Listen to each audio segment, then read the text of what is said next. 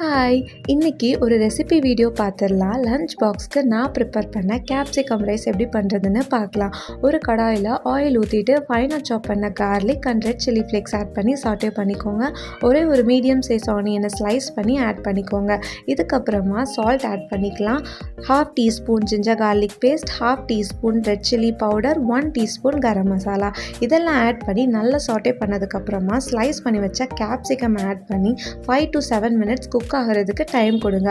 Once cook ஆனதும் boil பண்ண பாஸ்மதி ரைஸை ஆட் பண்ணி அது மேலே பெப்பர் தூவி இறக்குறப்ப தான் ஃப்ரைட் ரைஸ்க்கு எப்பயுமே ஃப்ளேவர் அண்ட் டேஸ்ட் நல்லாயிருக்கும்.